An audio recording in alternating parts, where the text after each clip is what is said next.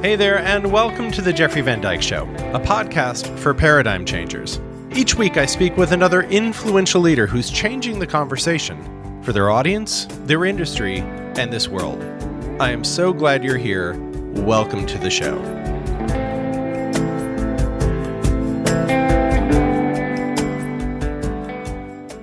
JR, so glad to have you here with us.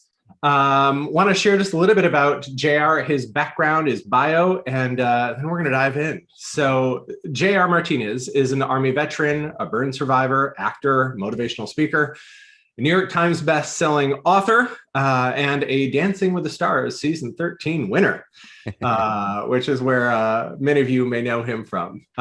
JR traveled the world speaking with troops at various bases. He serves as a keynote speaker for a bunch of corporate events, nonprofits, universities, Fortune 500 companies, really devoting himself to spreading the message of resilience and optimism. And if you don't know his story, JR joined the Army after high school. In September of 2002, he was assigned to the 101st Airborne. Then in March of 2003, he was deployed to Iraq. On April 5, he was driving a Humvee when his front left tire hit a roadside bomb. The three other soldiers were ejected from the burning vehicle, but JR was trapped inside, suffering smoke inhalation, and severe burns, which left 34% of his body burned. After which he spent 34 months in rehab and has gone 34 different surgeries since his injury. So, JR, thank you for being here. Oh, man, thank you so much for having me. It's a pleasure to be here. Yeah. Just got to say, as I was preparing for this show and learning more about you, not just your story, which I knew about, but learning more about you. And learned we had a friend in common and reached out to him. I just got more and more excited to talk with you. It always impresses me when somebody can be real, can be, can really share who they are and what they're about and step forward in service from their heart. And the biggest thing I took away from you was not just the drama of your story, but your heart. So it's exciting to have you here, and I'm excited to dive in with you. Thank you so much for that, Jeffrey. I mean, it's one of the biggest things that I pride myself on is just honestly the element of being vulnerable. It's something I've had to learn. It's something I've discovered over the last 18 years since that tragic day in the military. When you're willing to be vulnerable, that's when you find community. That's when you find so many elements about you and the people that are around you. And I believe, considering everything that has gone on over the course of our country and our world in the last 18 months to 2 years, I feel like a lot of people have been on this journey of, okay, there's a lot to talk about. I don't know what to say. Where do I meet people?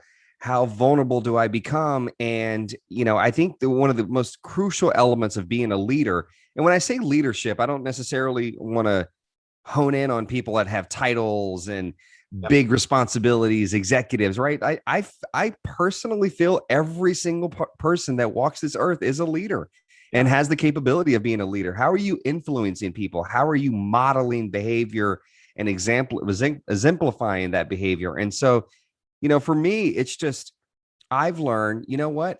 I'm going to be vulnerable. I'm going to be open. I'm going to be raw. I'm going to be honest. I'm going to be respectful, but I'm going to be me. And through that, I've discovered over the last 18 years that, oh man, there's a whole community out there, whether it was on television or whether it was on a small scale, like speaking to people of 10, it doesn't matter. And so that's what people want now more than ever, is individuals that are willing to be authentic and real. Yeah. So here you are, a veteran. First thing comes out of your mouth is about vulnerability. Not the first thing we would expect. And you said you had to learn vulnerability. Yeah. Tell me about that path. Like, how did you learn vulnerability? What did you have to sort through to be real, to get vulnerable and lead with vulnerability? Yeah, that thank you for that follow-up question.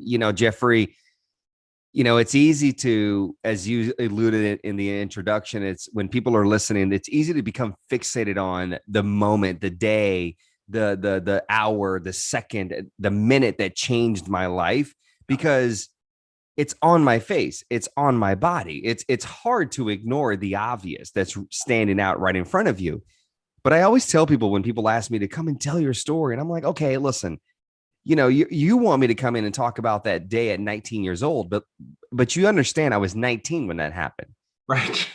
Therefore, implying there was 19 years of life that took place prior to that moment that I believe is what actually shaped me and prepared me to be able to navigate through that.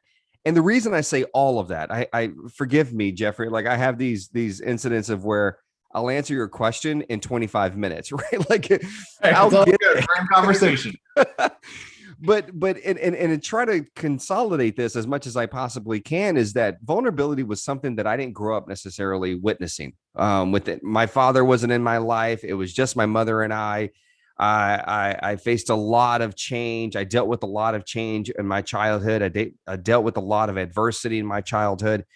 And it within the Hispanic community, like a lot of cultures, vulnerability is not something that you do. Talking about your feelings is not something that you do. And then you throw in the element, me being a boy, Right. a young boy, right? That's not something you do. And then I didn't have siblings. I didn't have uncles around. I didn't have family. So the only person I would talk to would be my mother. And, my mother only had certain resources. And so she would just hug me and say, it's okay. And just keep going. Right. Like, I mean, because that's what life taught her to do. So then I joined the military. Of course, there's no element of vulnerability there, very little. I think now we're starting to kind of get into this space of where people are understanding the importance of it. But then after my injury, I get thrown into what veterans refer to as the civilian world, where, like, it's just like, how do you become vulnerable? How do you talk about the things that you've experienced? And so I learned it honestly about 2.5 years after I got out of the military. So when I got out, I was in 2000, it was in 2006. So 3 years after I was injured. So 5 years after I was injured is when one day I was 24 years old. I was working with a nonprofit that was set up to help veterans. And I was traveling with a group of veterans. And to be honest with you, I was just this bitter, angry, resentful kid. Because I had healed and the military did an incredible job of putting me back together physically. But during those 3 years that I spent in the hospital recovering, never once did we sit down and actually focus on the mental wound, on the emotional wound. Never once did we dive into that. And why would I do it on my own? I didn't know. Yeah. And so when I got out and my identity was essentially stripped from me and I was trying to figure out this new world that I was navigating in, it all just crumbled. Yeah. And I was just this really unpleasant kid to be around. It was my best friend who's 17 years older than me. So at the time he's in his early 40s. That one night he sat me down in the passenger seat of his car and he said, man, you got to talk. You got to talk. You got to get this stuff out. And I was like, what do you mean? And then he said, you need to cry. And I was like, cry about what? I don't need to cry. And he just kept saying it to the point where it was almost as if he hypnotized me and I started crying. And then I'm sitting there crying. And I'm like, I don't even know why I'm crying. And I'm just crying and I'm just letting all this out. Let me tell you how impactful that moment was. Every moment, every conversation that he and I would have prior to that evening, he would always end the conversation, whether it was on the phone or in person, with, I love you. And I would always be like, all right, cool. I'll talk to you later. Like that was the extent of like my bromance, right? Like my bro love. It was just like, all right, cool. I'll holler at you later, right? Like that was it. I never said I love you back. Yeah. Because that was not something that I was taught. One, had to ever tell a man that you love him, because I never had a man tell me that. Yeah. And that night after he told me to cry and I cried and, and then I started really like all of a sudden just things started opening up and I started realizing, oh man, I'm talking and I'm feeling things that aren't even related necessarily directly to what the obvious is, my injury. Yeah. I'm talking about things that took place in my childhood that are still lingering now, to the point where the next day we were at the airport and we were, going our separate ways to our respective gates. And before he said it, I said to him, I love you, man. And I meant it, because he taught me in that moment that I could be vulnerable. And as long as I was in the right space, with the right person that was equipped with the resources and tools, oh my God, I was going to discover something that was truly beautiful. And what I discovered from that experience is not only me, what I needed to work through that I was completely oblivious about, but more importantly, I discovered there was somebody in my life that is a best friend, became a best friend, that became a father figure, that became the godfather to my daughter, that became almost like a grandfather to my daughter, that became literally a pivotal pillar to the family I have now with my wife and my daughter. He is the reason why all of that has been able to been kept together. And a lot of my life can be just funneled back to him. And that moment and every moment since then that he has allowed the space for me to be vulnerable and open and honest. But I mean, I've discovered so much in this journey of vulnerability that had I not embarked on that, had I not chosen in that evening when he said, sit in the car, we're going to talk. If I would have chosen not to sit in that car and just said, no, man, I'm good. Leave me alone. Yeah. I don't need to talk. Or if he would have said, cry, and I'm like, I don't need to cry. I'm out of here. I'm getting out of here. There were so many moments I could have made different choices. And luckily, thank God I didn't, because it led me to where I am today. That's awesome. One of the things you were saying earlier is, hey, we're all leaders. And so right in that moment, in that truck, sitting in the driver's seat, saying, you need to cry. Right. That's leadership. Exactly. And the great thing is that it was one of the first moments in my life, because I'll tell a quick story. When I was in the military, I was 19 years old when my injury happened. I joined the military 6 months before, and before I deployed to Iraq. A month, not even a month into my deployment, I was injured. So 7 months after I joined the military, I'm injured. Yep. And in 3 of those months, I was in basic, and 2 weeks of that was I was at home for the holidays. So 3.5 months of those 7 months, I was just trying to like get through it. And now I'm in combat and now I'm injured. Right. And I can tell you that I remember one time, because I started to feel like there was this disconnect for me. This doesn't apply to every veteran, of course, but my personal experience was while I was with my unit, I didn't feel this camaraderie, this brotherhood. Like I was in 11 Bravo, it's infantry. So for those that are listening, I know there's women in the military, but in my field at that time, it was predominantly men. So I didn't feel this brotherhood, this connection. And I remember seeing a guy in my unit while we were in Iraq, and he had a tattoo of the unit logo, the unit crest on his chest. And I asked him, I said, why do you have that tattooed on your body? He said, I have this tattooed because it's a brotherhood. I love this. 19-year-old naive self. And I was like, it's not a brotherhood. I don't feel that way. My lieutenant overhears me, takes me outside in the middle of the desert. And there's a term in the military, smoked. He smoked me, which means he made me do every exercise that he can think of while he was lecturing me. The whole lecture consisted of, this is a brotherhood. We got each other's back. We're here for one another forever and ever and ever. Amen. Fast forward, I'm injured. Fast forward, I'm in San Antonio, Texas, recovering. I get maybe 2 letters from that lieutenant. Then I never heard from him again. Yeah. So I've even reached out to him over the years, never heard anything back. So now what you can think of is like, all right, my childhood, I've dealt with a lot of abandonment, a lot of loss. Now you fast forward, this guy told me, I'm going to be there forever and ever. You can count on me. And when I needed him the most, he literally went against everything he told me that we were supposed to do. So what I started developing is just a little bit of just this sour taste in my mouth of people that always did this, that always talked, that always, were talking so much. Even now, it's a little bit of a trigger for me. If people spend so much time talking, it's a little bit of a trigger for me because I'm like, okay, how much listening do you actually do? And in that moment with my best friend, Dan, in that car, what I later was able to identify is, as you said, him being a leader in that moment, what he actually did was he actually spent more time listening to me than actually being the one telling me what I have to do and how I got to fix it and steps I got to take. And no, he actually just said, in this moment, you need space to vent and to let it out. And I'm here for it. Good. And so that to me is the perfect definition of what leadership is. is not telling everybody else what they have to do. It's more importantly letting people potentially, as they vent, understand on their own. Oh man, I just talked it out, and I just discovered. Thanks for the pointers. And you're like, I didn't do anything. I literally did nothing besides nod my head a few times. Yeah. But giving people that opportunity to do it themselves and trust, and allowing them to say, see, you did it. I didn't do it. You did it. And that's what he showed me, is that's the type of leader that I want to be, not only in my family, as a husband, as a father, as a best friend, as a professional. That's what I want to be. I want to listen more than actually talk. I love that. And it's almost an oxymoron for a public speaker, right? Right. I know it is. It 100% is.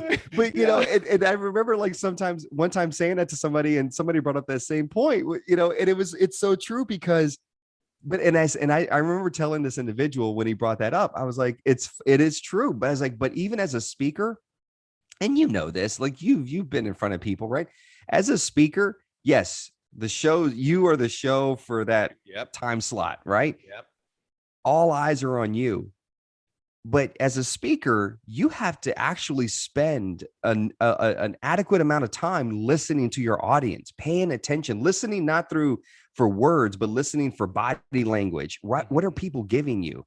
And then based on that, you're able to adapt and pivot a little bit with your message, because you realize this either is working, it's resonating, or it's not. Let me go to this other analogy, or let me go to this other point.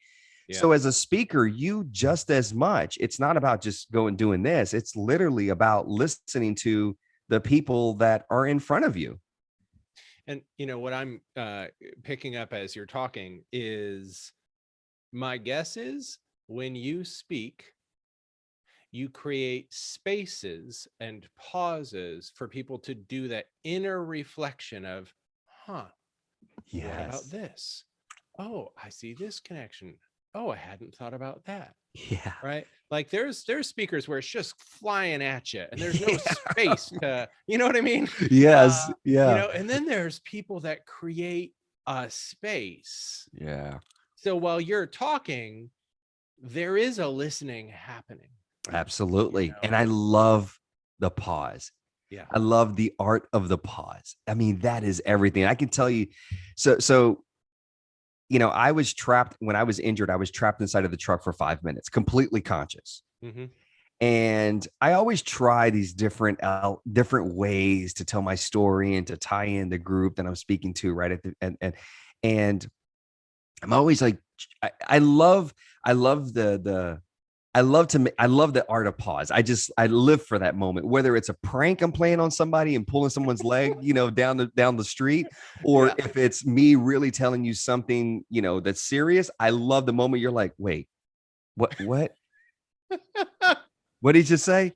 And then you process, right? And you can see people processing, and then you hit them with the joke or whatever it is. I've actually walked out on stage when someone's introduced me and the energy was incredibly high, and I walked out and I just stood there in the center of the stage for 5 minutes, completely silent. And then at the end, tie it into, that's how long I was trapped inside of a burning truck. So people are like, wait, what's he doing? Why is he just standing there for 5 minutes? What's happening? Right? People are confused. And there's a story on your face. Right.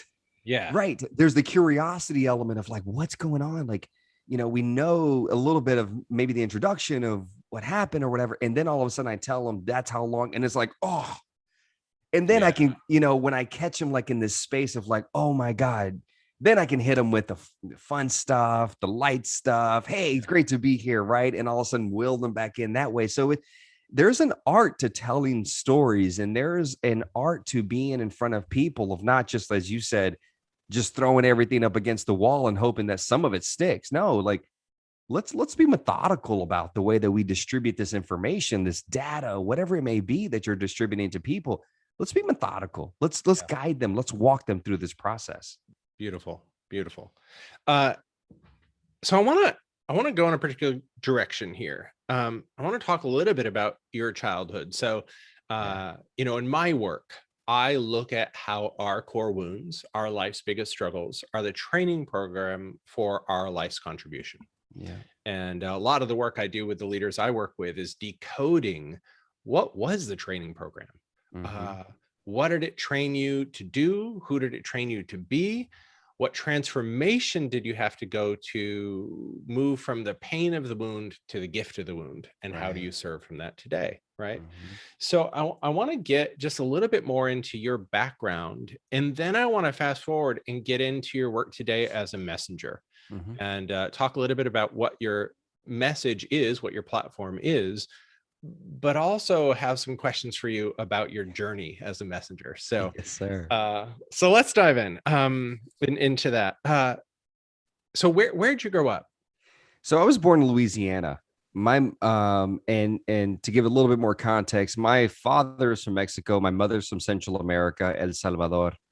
My parents immigrated to this country, a year and a half before they met me. They met each other, and then, of course, here I go, 9.5, 10 months later, here comes me. Yeah. And but I was born in Shreveport, Louisiana, and at 9 months old, my father decided this wasn't it. This wasn't what he wanted, and he left and left me with my mother. It was just my mother and I, and so I lived there for the first 9 years of my life, Mhm. and then ended up moving to Arkansas, a small town in Arkansas called Hope, and which is again another oxymoron because I never necessarily felt like there was any hope for me personally. I really didn't. Yeah. And just had a difficult time there. I really did. It was a challenge for me. And I don't want to get too ahead of myself, too ahead of where you're going with this, but I it was just me, and my mother, right? And like I said earlier, I didn't have anybody else. And I can tell you that the first 9 years in Louisiana, I witnessed my mother be a victim of domestic abuse. We didn't live in the most, thriving communities. We moved around a lot based on my mother's financial situation, and so there was a lot of adversity. But the thing that at the end of the day was there was a lot of challenges, but that was my comfort zone. That was my own little world, my own little box Uh-huh. When you say that was my comfort zone, what's that? where I went to school, Okay. for the Yeah, most it was part. familiar. It was familiar, Yeah. exactly, right? There Got were it. things that were my mom was there, right? Like there were a lot of all of these challenges that I was experiencing. Again, like I said, seeing my mother be a victim of domestic abuse and the physical violence that resulted from that. But when that storm passed, there was a lot of things that I was happy about Yeah. in being in Let- Louisiana. Let's go back to that for just a minute because Yeah, one of the things we do as kids is we got to make sense out of experiences that don't make sense. absolutely. Right. When dad leaves when we're 9 months old, when there's domestic violence in the house, when, oh, we have to pick up and move again. Hmm. Right.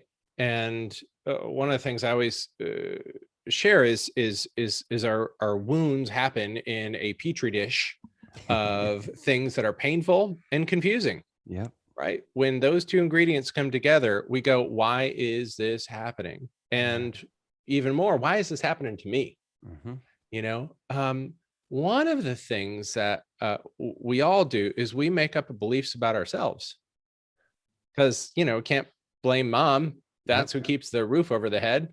Yep. Right. That's who keeps us fed. So I'm curious, like when you grew up, what were some of the things you picked up about yourself and maybe about the world that shaped who you were before you got into the army?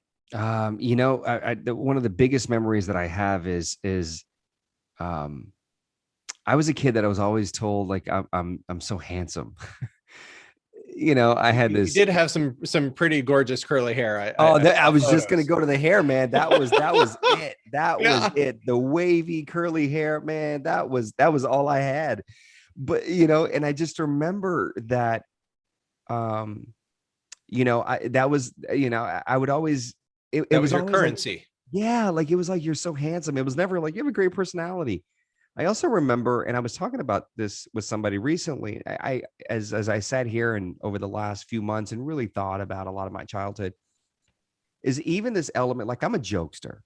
Yeah. Like I love to joke around. I love to laugh, and I've noticed that even in my family dynamic, if there's any sort of trauma or adversity and I see someone upset, my natural inkling is to try to bring some humor, right? And it has to be timed, right? Like, you don't want to be completely dismissive, but and I thought about that a lot recently. And what I tie it back to is I remember my mom, she cried a lot. I mean, she lost a daughter when I was 3 years old. There was a lot of tears and a lot of sadness. And what my thing was to always be the reason she was going to get out of that. Always bring humor, always, make my mother happy. Oh, like this element of like, as an adult, now quickly pivot to an adult. This translated where if I felt somebody that was sort of in distress or having a hard time, I wanted to save them. And it didn't matter what it did to me and how it affected my life. It didn't matter. My inkling is to save them and to do whatever I possibly can, which is not the healthy thing to do. Yeah. And so for me, a lot of my identity as a young boy was surrounded on physical appearance. And then also this element of, I have to be, I don't want to use the word savior, but because I didn't think of myself as godly, but be the thing that gets people out of this space that they're in. So what are some of the things you did as a kid? Because what I find fascinating about our life's challenges and how we process who we are in the world is how we respond to it builds skill necessary for our life's work later on, right? So what are some of the things you did when it's like, I got to take care of this. I'm going to be the one that saves Mon. I'm going to get us out of this. What are some of the things that you did and some of the skills you built? Well, there were some things that, of course, I didn't realize what I was inheriting or developing, right? There's that element as well, especially as a child. But at 9 years old, when we relocated to Arkansas, my mother worked the graveyard shift. So at 9 years old, and I have an 8-year-old daughter that is going to be 9 and, soon. And I literally have spent the last few months, because I'm the one that gets her up in the morning and goes through the routine with her.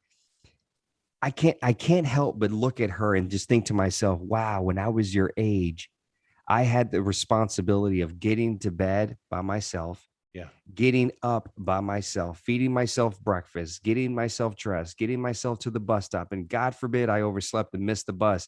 Then I had to run or jump on my bike and get to school. I had to get home by myself. I had a lot of responsibility on me. My mother, you got to do the laundry, right? Because I don't have time to do the laundry. Sometimes I'd forget the laundry, and like it would be it was one of those, the buildings, apartment complexes where they have a laundry room.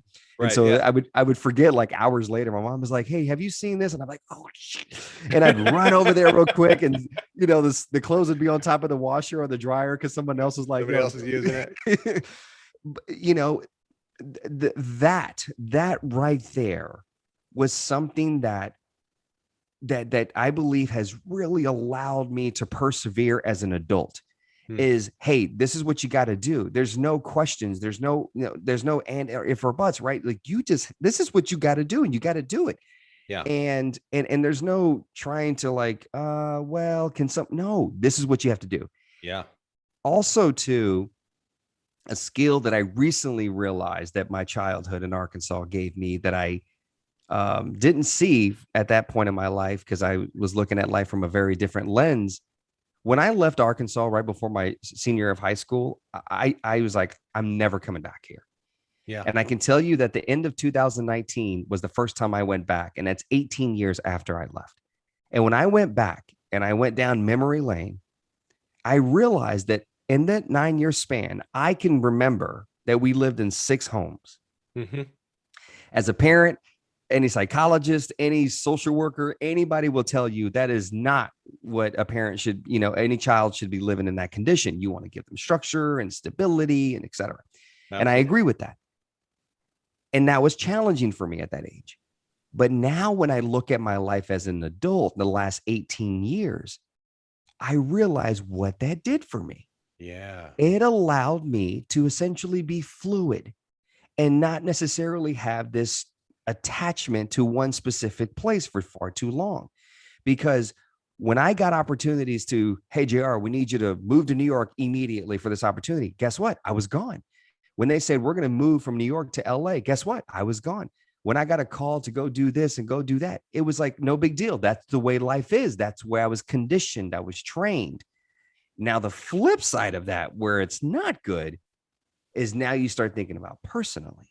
Well, when it came to my relationship with my wife, when we were dating, like I wasn't quick to stay. I was like, no, I'm moving, right? Like I'm moving. Yeah. And so it hurt me in that element. Yeah. But it also gave me this, and again, this is a lot of what I've been doing over, like, so it excites me that we're talking about this, because it's easy to get sucked into the day that I was burning alive, right? Like, but for me, this is what I've started to unpack over the years that I realized was the underlining trauma and experience that was constantly surfacing as I got into my 20s and my 30s, and was essentially the origin and the reason why I wasn't able to, my wife and I had a difficult time early on in our relationship. It was a challenge, the vulnerability element. I was quick to just be like, no, I'm not going to stay here for too long. I'm out. Right. Yeah. And I had to work through that. I had to go to therapy, and I had to understand the root of it. So there's a good and bad to everything, right? As you know, and those are the two things that really stand out to me. That I believe were incredible skills that allowed me to have persevered so far. Yeah. Well, your podcast is called Rebirth. Yeah. Right. And I also, when I'm hearing that story, JR, I hear a tremendous capacity to persevere. Yeah. Right. Long before the burn. Yeah. Right. Like, okay, I'll get up, I'll brush my teeth, I'll feed myself, I'll get myself to school, I'll do the dishes, I'll do the laundry, I'll get mom up, right. Oh, move into a new school, move into a new house. Great. I'll unpack the boxes, I'll get us set up. Right. And like, I'll just do what needs to get done. Mm-hmm. And I gotta imagine, I mean, there are, let's face it, the fact that you went through what you went through with the burn and didn't fall into tremendous psychological difficulties, that you were able to eventually find the gift in it and use the gift, like that, like I can't even imagine what that took, but it took. Right. Yeah. Right. Yeah. And I was almost there. Life is a series of consists of a series of payments. As I like to use the analogy. I mean, all of us like nice things and want this or that. And, you ever have those moments where you can't sleep and you turn on the TV and there's an infomercial like, you can have this product for $19.99, but 77 payments of $19.99. Right. And you're like, oh my God, only $19.99. And you think you make the one payment and it's done and it's yours. And it's like, that's not the way life works. You want the nice car, you want the house, you want whatever you want. You have to make payments over a course of time. And that's essentially what life is. It consists of a series of choices and decisions that are going to necessarily route you to what I believe is your destiny, or you're going to reject it. Right. And hope, unfortunately, maybe miss what really your purpose is in life. But I almost missed it. I really did. I almost missed it. And I say that because it's easy to say, well, JR, like, there was a lot of challenges, but you figured it out. But I can tell you, man, like I was, when I turned 21, 22, 23, 24, I mean, I was mad. I was angry, and I was holding on, and and the only thing that kept me alive I would get these little signs of life from life, like the universe, these little things, subtle things. Because I believe that so many of us, depending on whatever road that you drive and you access every single day to get to wherever you're going, we're constantly looking up for this huge billboard, right? The big pivotal boom, there it is. Yep. And we constantly ignore the signs that are at eye level every single day.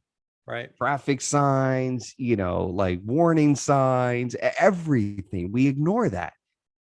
And for me, I had to, during the course of the early stages, I would get these little subtle things that would just give me life. Whether I spoke to a patient who was also a patient in a burn ward, and I was able to kind of change his perspective, and he had a little bit of a better attitude that day or that week. Oh man, that gave me some life. Yeah. And what I would do is it's almost like a surfer. I would ride that wave until it died. Mm. And when it died, because it did, as every surfer that's listening right now is like, yeah, Uh-huh. it dies. And then all of a sudden you fall off your board. I would just have to say, I got to be willing. Again, here's the series of choices and decisions. I have to be willing to paddle back out to the deep end of the ocean and hopefully wait for that next wave. And that's going to be the thing that's going to, and when you catch a great wave, man, it's so epic. And it is just so, rewarding. And I mean, it is the iconic moment. And it's not even about the ride of the board. It's about the fact that you paddled back out there, and that you were willing to be patient and wait for that wave to come, because it's going to come. That's what the ocean does. That's what the water does. And so I just would hold on to a series of events that would just took place that just gave me life. It would give me life. And sometimes it would carry me for a week. Sometimes it would carry me for 6 months. Sometimes it carried me for a couple of years. And in between, there were some rocky moments. I mean, I tell people, and I believe in vulnerability, and I know there's a lot of judgment that'll come from this, and I'm cool with it because it's not the first time I've shared it. But I tell people, like, when I say I'm lucky to be here today, I'm not just referring to surviving what happened to me in Iraq. I'm referring to surviving the situations I put myself in as at that age. And what I mean is drinking recklessly. I would drive recklessly. I mean, we've all heard the statistic of the amount of veterans that unfortunately commit suicide. Yeah. It is alarming. It fluctuates. It goes from 18 to 22. The point is, it's more than one. It's more than five. And that's alarming. Yeah. And I could have easily have fallen into that statistic had it not been for me just focusing on these little things that were just keeping me afloat. I really appreciate you sharing that. I asked some of my clients before this interview, hey, what are some things, if you could ask JR, some questions, what would you ask? Cool. And one of the persons said, what role did the invisible world play in your journey? Right. And I was listening to another show you were on, sharing this story about leaving a parking lot and the lady that prayed for you when she took your money. Yes. Right. Like, oh, you want me to dive in on that one? Yeah, just share a little bit, because man, we all need to be sustained on the journey, and for me, my experience is, if you're a messenger for the right reason, you don't want to do it necessarily. Right. Not like, yay, there's my path, right? Right. It's more like you're compelled to. You gotta give back. You gotta keep showing up, because it's why you're on the planet, not because it's some feed my ego, look at me and the lights and the stars, right? And and we need to sustain that journey. Yeah. So I was fiddling through some papers. So forgive me if the listener is like, what's that noise? It was me fiddling through some papers, because as soon as you said that story, I felt like I had to find it in order to be able to show it to you. And so this is a ticket for when you leave a parking structure, the ticket that you put into the slot, right? And the story goes is this is about 2018. I'm leaving an event. I spoke for Delta in Atlanta, and I'm a pretty fanatic about Delta and traveling with them. So this was like a big moment for me. And I remember leaving, and I felt so good. I was like, oh my God, that was a great event. Yeah. And I get on the plane to fly back home to Austin. I'm on the plane. I'm in a great mood. All of a sudden, I'm on the plane. Something triggers me. I go to this negative space. I'm now kind of in this bad mood. I get off of the plane. I go get my car, and I have a ticket similar to this one I'm holding right now. I go to the, the booth, I give it to the lady, and it's a lady, and I can see her hand. And you could tell she's an older woman, just looking at the skin, and as I hand her my ticket, she holds on to it. She keeps it there. She holds it out like this. And so you're both holding on to it. Right. And so then I look up at her, like I hadn't looked at her because I just wasn't in that space. And I looked up at her and she said, "Can I ask you what happened?" And Jeffrey, dude, I've been asked this question a lot, right? Like a lot. Yeah. And so I'm thinking to myself, God. And so I told her, I was like, well, I was in the military and I was in an accident. And she said, was your hand burned? Is that what I see? The grafts on your hands? And I said, yes. And then she said, can I hold your hand? And I was like, yeah, fine. So she holds my hand. This is pre-COVID for those listening. Wait. So she holds my hand, and then she says, "Can I pray for you?" Yeah. And I said, yeah, sure. And so she prays silently, mind you. And it's one of those moments where she's still holding my hand. And I'm thinking to myself, do I close my eyes? Do I keep my eyes open? Like, what do I do? What's the proper etiquette here? So like, I'm just sitting there. Do I say, what do I say? And it's almost like when people, when you sneeze or someone else sneezes and you say, bless you. And they're like, they kind of scoff at it. I'm like, okay, well, I'm sorry that, you might not believe, but like still take the blessings. But afterwards, she said, she takes the ticket and she's doing the transaction. She takes another ticket and she's writing. And then she hands it to me and she says, "Amitoba." Amitoba. Uh-huh. And I was like, okay. She hands it to me and I'm like, "Amitoba." Like, okay. And she says, "Are you familiar with Buddhism?" And I said, "No, not really." And she said, "Well, there is a Buddhist that Amitoba, and he represents infinite light, infinite wisdom. And when I see you and when I'm sitting here and looking at you, you are Amitoba. You represent this infinite wisdom." And she goes on and on. All of this, for you listening right now, you're like, oh my God, what about the people behind you, JR? Like they're ready to leave, right? This all just transpired within like maybe 2 minutes. It wasn't that long. Yeah. And I can tell you by the time she pulled up that gate, the arm, and I was able to drive through, like I called my wife immediately, "Babe, I'm on my way home. Amitoba." She's like, "What? What are you talking about?" I'm like, "Amitoba." And I'm telling her, and I was like, "I'll tell you when I get home." And so I get home and I have this incredible energy. The point of that story is the fact that I had several opportunities throughout that interaction to not engage. Yeah. When she said, "What happened to you?" I could have said, "I don't want to talk about it." When she said, "Can I pray for you?" I could have said no. When she said, "I want to talk to you about Amitoba," I could have said, "I'm not interested." There were several opportunities, but I made a choice to listen and to pay attention and to allow myself to receive something from the world, because I've learned that me as the person that is constantly people are seeking to give something to them. Like I'm the one a lot of people reach out to, "Give me something, JR, give me life." Yeah. I realize now I have to essentially allow myself to receive from my wife, my daughter, my friend, from the world, from the universe. And that was just one of those examples. And it carried me, man. It got me out of the funk that I was in, and it carried me. And that's why I still have this freaking card almost 3 years later. And I can tell you this, which is, you can kiss this up to whatever you believe in. I have never seen her again. And I travel, I do at least 40 to 50 events a year. So I was literally on a plane the rest of 19 and early 20, and I have not seen her since. Yep. I mean, listen, I don't know, you pin that on, but that is something. That is a sign, and that's the way life works. And so you have to be willing to be embracive to this moment that is happening that may never happen again. Yeah. And the longer picture of your life, your work, how you navigate today,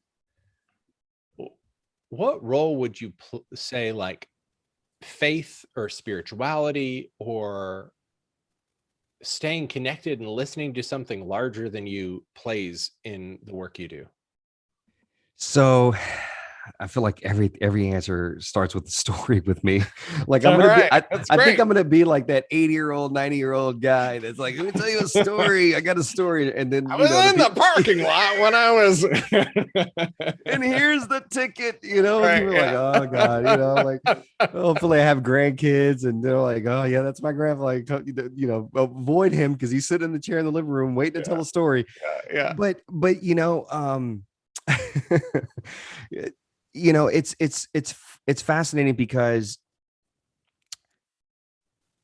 you know, for me, I'm trying to figure out how to necessarily articulate this thought that I have, but you know, my mother being Hispanic, faith was everything, right? I mean, you believed in God, you believed in the Virgin Mary, you believed in every saint, you know, as you can imagine, right? Line them up. There was a santo de esto and santo del otro, right? There was a saint everywhere.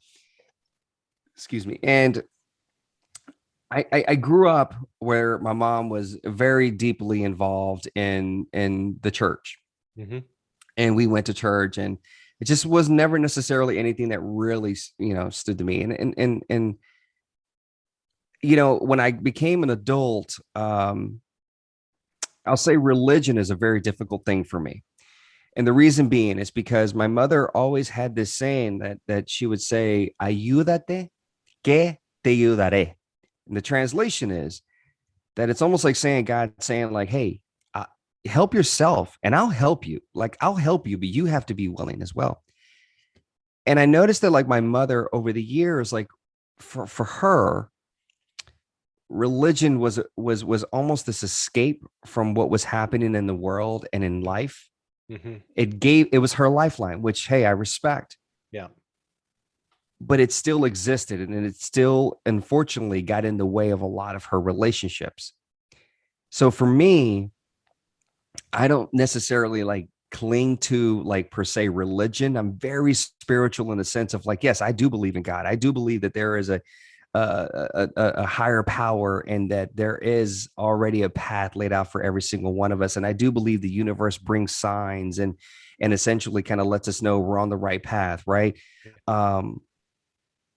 But faith, I mean, faith did play a role. I mean, it did. I mean, after I was injured and I was just trying to figure out what my life would, you know, matriculate into, I just remember thinking to myself, like, no, God did not essentially put me here in this situation and just say, that's the way your life is going to be. There's no way. No, this can't be it.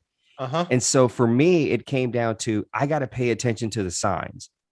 You know, because so many of us find ourselves in dark rooms and we can't find the door, you know, to exit the room.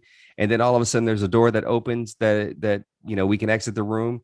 And so many of us are like, that's not the door that I came in through, so I'm not going to go through that door. And for me, I found myself in that dark room multiple times, and the door would open. There was a little light, and I just said, yeah, that's not the door I came in through, but it's open. And I'm going, and I believe that I'm going to trust God, and I'm going to trust, you know, the universe. They got my back, and I'm supposed to go through that door. And it's led me to where I am today. So I'm not going to, you know, and the reason I said all of that at first is because I don't feel like I'm going to be somebody that's going to completely say that I just sat back and just prayed and it just happened. Yeah, right.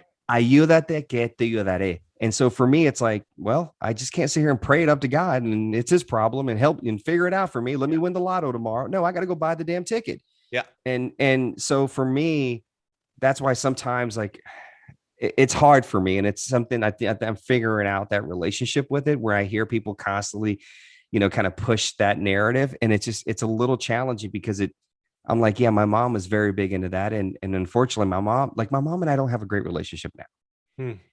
And it's because my mother almost used God as a way to instill fear in me and control and guilt. If you leave me in the eyes of God, you're a terrible son. If you don't do this in the eyes of God, God will punish you. God will not. And I'm like I'm literally just moving to another state because there's an opportunity. And because of your history of abandonment and loss and fear, you're now projecting onto me. But what you're doing is you're using this higher power that I believe in to drive that point home. So to me, I sometimes look at the way people utilize this this religion or any religion as a way to create division and a way to avoid from them having to deal with certain things that they have to deal with. Yeah. So that's just a little bit of a deeper answer than but I mean, even today, I pray. I always say to God, I'm like, listen, I know you got me. Just whatever sign you tell me to go, like, I'll go, I'll do it, use me. And I know that I'm just a vessel, man. I know that I'm 37 years old and people say, oh my God, you're only 37. Look at what you've done and look at the skill you have. But I always tell people, it's not me, man. It's just my body. Yep. But I believe it's a higher power that we're all here. We're here to do this incredible work, to try to just follow the golden rule, man. Treat others the way you want to be treated. It's just that simple. Thank you. Thank you. Yeah. Thank you, man. Appreciate that. I talk a lot about partnering with guidance with the folks I work with, right? That there's my way, right? We know that one. We know that one.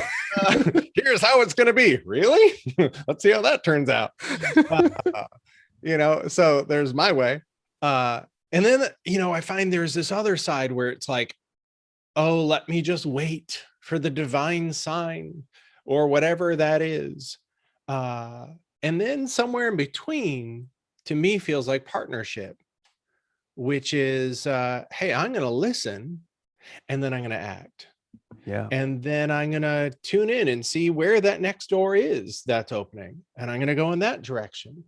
And I'm not going to know where it's going to lead necessarily, but I'm going to know that each opening is going to lead somewhere. Absolutely. Right. Absolutely. You look at my life and I'm very much, I mean, you read my bio, it's very much like I'm one of those real life Forrest Gumps. Like, I mean, it like truly like, okay, fine. I'll go that way. Okay, cool. Like, go play football. Okay. I'm gonna go play football. Go be on Dance with the Stars. Okay, fine. I'll do it. Like, try to write a book. Okay. I'll fine. Like I just go with it. Yeah. But if you look at all of that, it's me listening. It's me paying attention. I've spent my entire 18 years since the day that my life was changed forever, listening to the universe, listening to signs. My best friend sent me an email to audition to become an actor on All My Children. I was like, okay, I could have easily said, no, I'm not doing that because I'm not an actor and I don't want to put myself on camera. But I was like, you know what? I'm going to go for it. What do I have to lose? I got the job. I was supposed to be there 3 months. I showed up every single day, literally studying all the other actors and their scenes. It turned into 3 years of me being on the show. Somebody suggested, literally one of those All My Children soap opera fan events. Someone said, you'd be great on Dancing with the Stars. And I was like, yeah, okay. All right, cool. That sounds cool. And I never put any emphasis on it until 2011, when All My Children announced that later that year, the show was going to get canceled. I'm inundated with texts and calls, right? Oh my God. And then one friend says, whatever happened to that dancing thing? So I was like, man, okay, this came up again. I asked the executive producer of All My Children. She said, oh my God, you'd be great. She makes the call.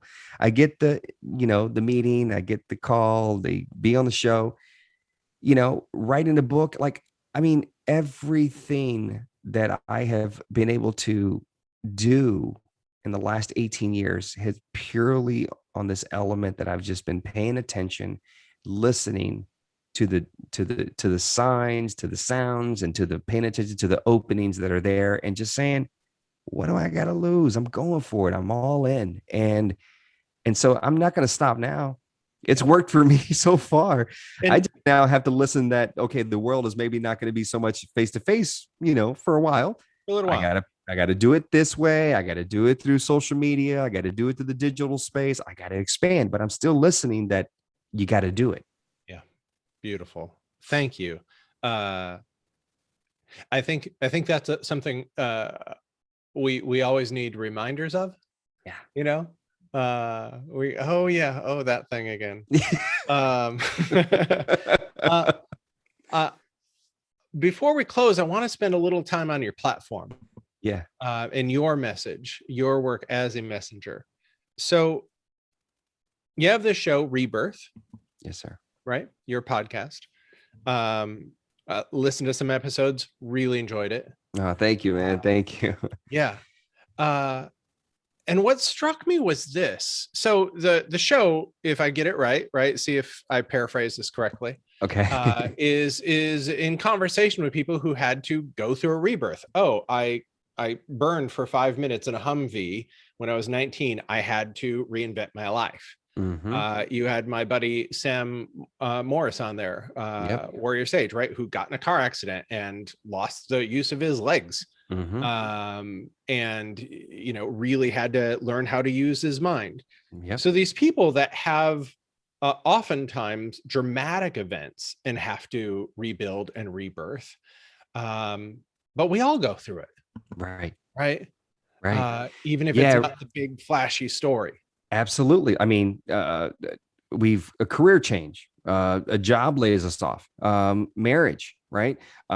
Relationships, they end, some end, unfortunately, right? Like your identities are constantly evolving and constantly changing. And so the only difference that separates you from someone else that's gone through that same exact thing is, are you willing to be reborn? Are you willing to reinvent? Are you really willing to reimagine? Are you willing to do that work to now take that and say, okay, I'm bringing elements of this with me on this new journey and this new identity that I'm creating for myself. And so for me, rebirth is all about that, is that whether it's, like you said, my story or Sam's story or anybody else's story that was incredibly traumatic, this is relatable because all of us are dealing with change. All of us are dealing with adversity. All of us are trying to figure out what's our purpose and what's our identity and what role do we play in our families and our communities and our institutions. And so it's relatable content or material that I believe can help anybody. Yeah. You said one word multiple times that I think is the non-obvious thing for folks oftentimes, which is identity. Yep. That all rebirth is a shift in identity and who we see ourselves to be, how we perceive our role in the world, how we relate to the world. And I'm curious, like after all these years and having these conversations on your podcast with these people, what would you share with people around dancing with a shift in identity when there's a death of something? Yeah. Well, I think first of all, you have to acknowledge it, right? Like you have to acknowledge it. I think a lot of times, there's sort of this element of not wanting to come to terms with, okay, this is happening. This is the reality. For the foreseeable future, permanently, whatever it may be. I think a lot of people have a tendency to try to oppress that emotion, impress the reality of what's happening. And it's like, no, embrace it, accept it. That's the key, right? And then I think for me, it's always been about, and maybe I'm not answering the question, so please feel free to circle back. But for me, it's always about trying to find that community. Surround yourself with individuals that have maybe had to experience the same exact thing or something similar, right? Or just what are the techniques? Because it's all going to be different for everybody, right? Like it's really hard for me to tell people like, here's the 5 things you do, because I was like, well, those 5 things are going to come in very different orders, or they're going to, come in different stages for everybody.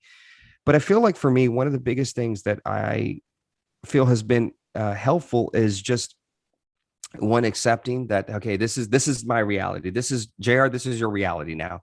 And then 2, just, okay, paying attention, listening, and then trusting, and then surrounding myself with people that have had to reinvent themselves. Yeah. I was thinking about this a little bit actually before we jumped on, and just a lot of thoughts go through my head kind of on a daily basis, I'm sure as you. And I was just thinking about even like as a parent, right? Like your identity for at least 18 years is to take care of that child and give that child and do for that child. And then all of a sudden that child's 18 and they're like, hey, I'm going to go into the world. I don't really need you for that anymore. I need you for something else. But your identity has been so entrenched in doing all of the above that now when your child only needs you to do A, which is just listen and be supportive and encouraging, that you have a hard time because your identity is entrenched in that. So you having to reinvent yourself is hard, and it's a challenge. I experience that. And our roles are constantly ever evolving. People that are in the military, people in certain careers, 20 years, 25 years, 30 years, they retire. They don't have the same responsibility anymore. They don't have the, and so it's, you can still obtain it. It's just, it's going to be in a very different space that you obtain the same feeling that you need to get you by, I guess. I don't know. That makes sense. It does. And there's one critical piece that you shared that I think, I think we're, especially in America, maybe, a lot of us are lone rangers or try to pretend that we are. Right. We go it alone. We're like, oh, I can do it. And, you know, we have that work ethic and we can pull ourselves up by the bootstraps and all that. But in everything you shared this whole time, you've had people supporting you, reflecting you back to you when you say, oh, go find like-minded people, right? Hey, you were burned in war, go get around some other vets, right? And that we need these reflections back to us when we need to reinvent, when there's a rebirth. We need to see ourselves in new ways. Yeah. And I have a buddy that says, you can never see the label of the jar while you're in it. Right? I love that. It's another way of saying you can't see the forest for the trees, but you know, it's like, oh yeah, can't see that label from it. You know? I love that. And I think that that's so often the case that we just, none of us see ourselves clearly, right? We think we do when we have a fixed identity. Oh, this is who I am. Right. But the moment the details of that identity fall away for whatever reason, guess what? It's an opportunity, an invitation to see ourselves anew, hopefully to see ourselves more fully. Yeah. And what I hear in you is getting around people who can see you. Yes. Who can reflect you back to you and have you go, oh, I forgot that part of me. Oh, I didn't see that in me. Oh, I'm starting to see who I am again. Thank you. And in not only in a positive way, you know, that's the positive, right? Yeah. But also being around people that are willing and open to tell you, hey, I'm gonna give you a little bit of constructive criticism. This is kind of how you are. This is what your tendency is. This is how you behave, or this is what your pattern is. You got to be willing to be around those people that are going to be willing to give you that too. And you have to be in a space to receive it. I was telling a story real quick. I was telling a story of my best friend earlier this morning before you and I was telling him, I said, oh, I forgot to tell you, I'm a huge Saints fan. I'm born in Louisiana, so I'm a Saints fan. And just been, I mean, my heart's been ripped out the last 4 years. I mean, I thought every year was going to be the year. Every year was the year we were going and we were going to win it. And it didn't happen. So I was telling him that there is a player on the Saints team that was a rookie in 2019. Late round, starts playing in 2019. And I'm like, oh man, this kid's good. He has passion. He has heart. He's a player. So I tweeted out, I was like, man, I really love this player. He's great. Brings a lot of heart, passion, hustle, blah, blah, blah. Well, he starts like retweeting my stuff. I think, I don't know if he followed me or not, but I just remember there was like interaction to the point where I told my wife, I was like, yo, he responded. Like, that's crazy. So fast forward to last season, end of 20, this same player, same and gifted, incredible player, brings heart, passion, but now he's almost a little confident now. And now he's, the guy that's kind of like talking trash to the opposing team. The opposing team he's getting into little altercations. And so what do? I go to Twitter and I'm like, I love this guy, but he's got to be able to control his emotions. He's going to get himself in trouble. He's going to get himself hurt. And then he's going to hurt the team. That's all I said. I never said trade him, cut him, release him. He's trash. He shouldn't exist. I didn't say anything of that nature. I literally gave him what I perceived as constructive criticism. He's got to control his temper. He has incredible amounts of passion. Just control it, right? That's it. So then fast forward to February of 21. I'm on Twitter. I'm looking at Saints news because the Saints fan, the extent of the Saints season, as I come to explain to my wife, is the off season. It's like, okay, how can we get under the salary cap and then what draft picks? I mean, because you get let down during the season, so the excitement is more in the off season for me at least. I'm looking at Twitter like, what are the Saints going to do in the off season? And I see that this player did like an interview with somebody. So I was like, oh, let me click on his handle and just see what he's been up to. I click on it and it pops up. this user has blocked you from their account. Uh-huh. And so in that moment, I just started laughing and I'm like, oh my God, like I've been blocked from someone's account. Then I started really thinking about this. And I'm like, isn't that a symbolization of what a lot of us as human beings tend to do? That when someone is glorifying us and elevating us and putting us on this pedestal and giving us all this, great feedback, we like, yes, yes, yes. But you know what? You got to work on this. Blocked. Yeah. Right. Blocked. Don't want to hear it. I don't want to hear it. Nope. Okay, I'm going to go to someone else now. Someone else that'll glorify me, someone else. And that person, although they're a great player and a great athlete, will they have the opportunity to really evolve and reach the pinnacle that they actually truly could if they just listen to, a person that's a random person on Twitter, right? A fan, but you engaged with me before. So you definitely, you were aware of when I said these things. And so a big part of where I am today in life and moving forward, and the reason why Rebirth is so important to me, in this conversation with you, in every conversation that I have, it's about, what are you going to tell me that I need to realize about myself? You may indirectly or directly say it to me, but I'm always listening to, what are you sharing that I need to pay attention to, that I need to listen to, that I need to work on, that I might need to change? Yeah. And that's okay.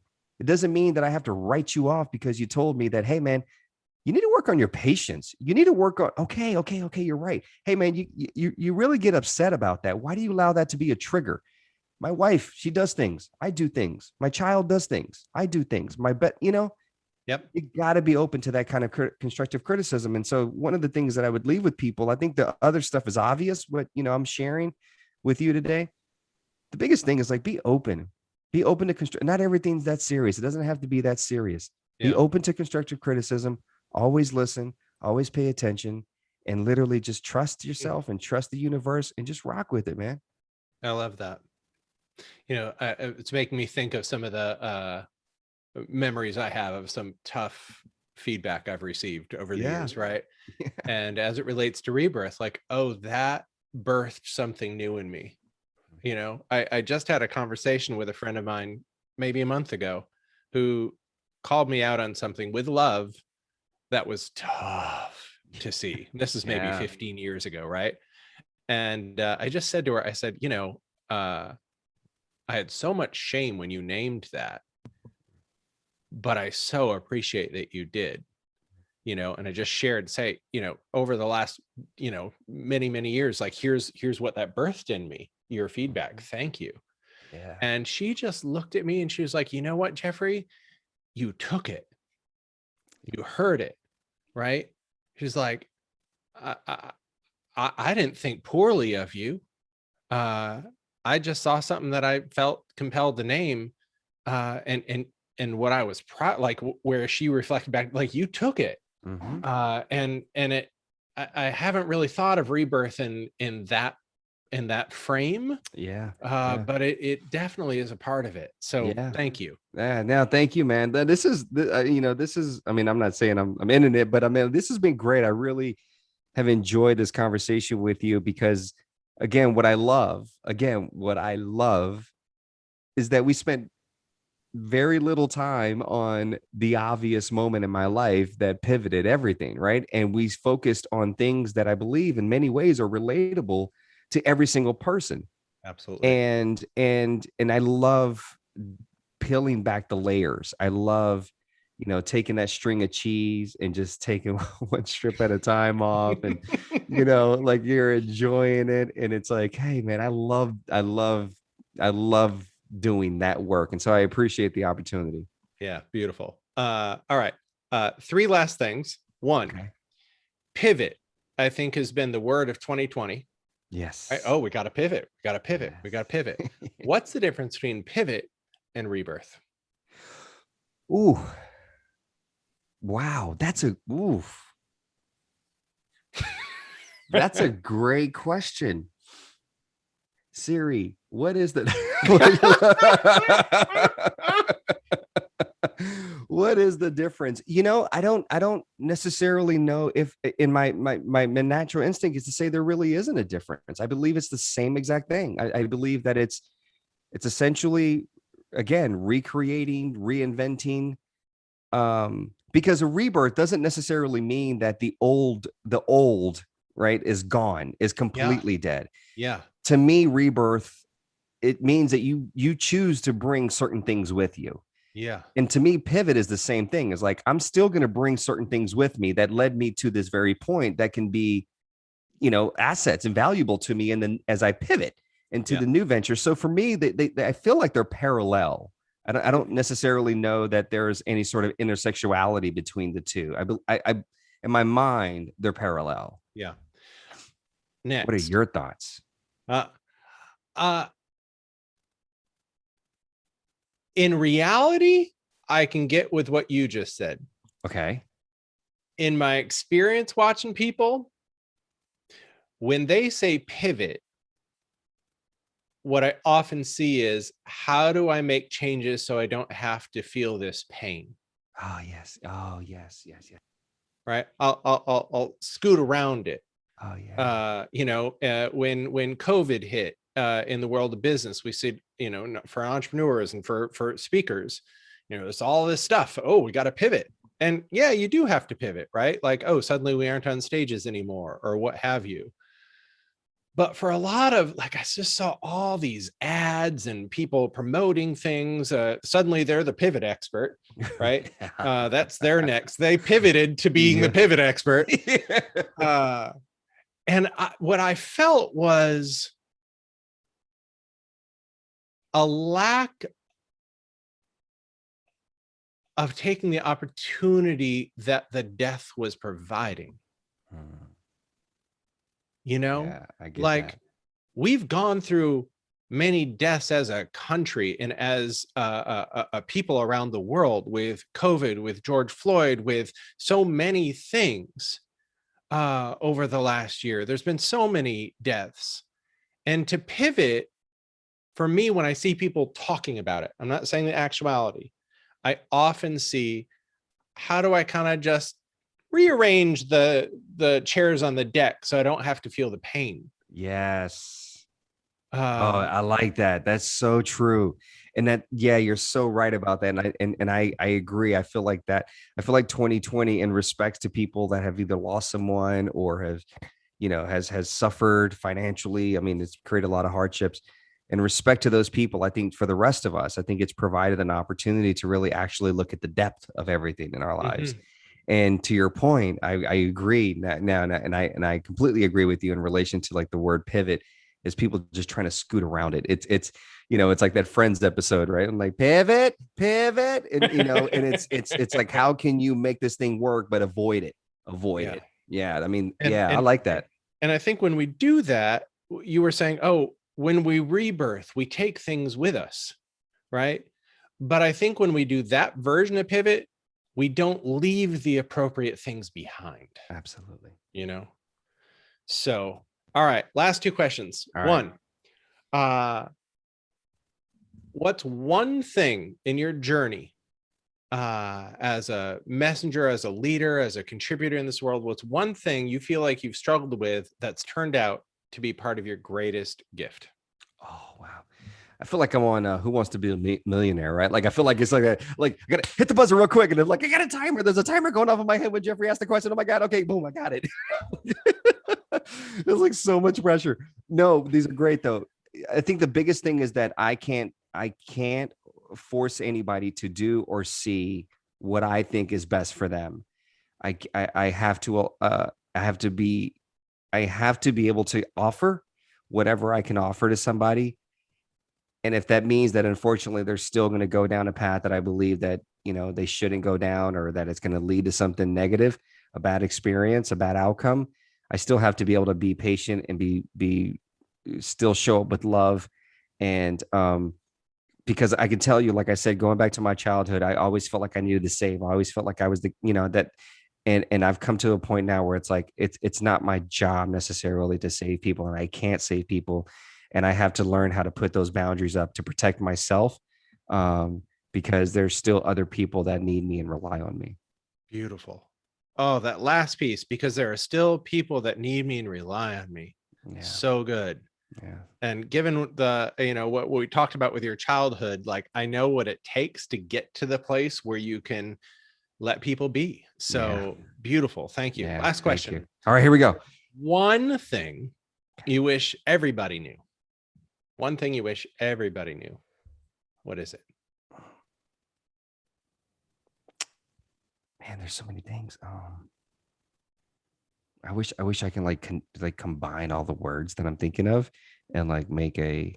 You can have a run-on sentence if you want.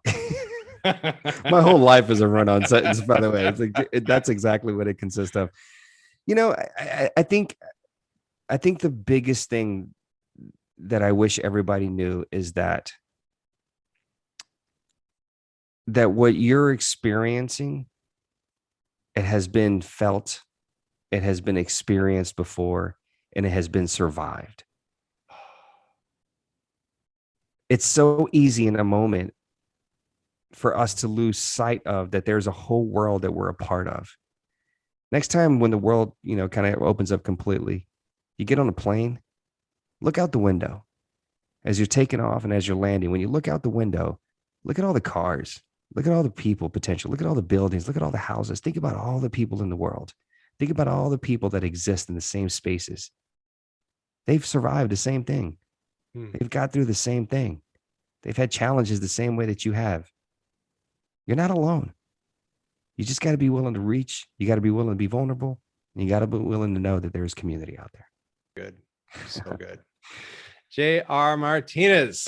Dude, this is great. So much. Hey, great. Where do we find you?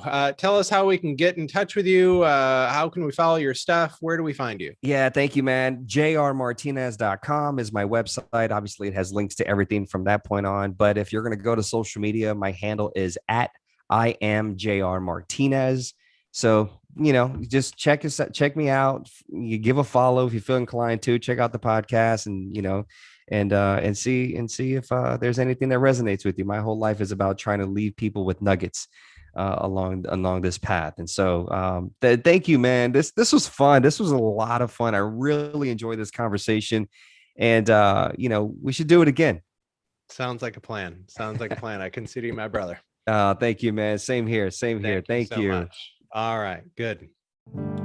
Hey there, thanks so much for listening in. If this conversation was powerful, if it stirred your soul or inspired your journey, then be sure to share it with a friend. Just copy and paste the link wherever you're listening to this podcast and text that link right now to a friend that you think would be inspired by this episode. And if this is your first time here, be sure to click that subscribe button over on Apple Podcasts, Spotify, and I'd really appreciate it if you'd leave a rating and review so I can get to know you and your thoughts better. To learn more about the work I do with emerging and established paradigm changers, go to thecourageousmessenger.com. That's all for today. Thanks so much for being here, and I hope to see you in the next episode.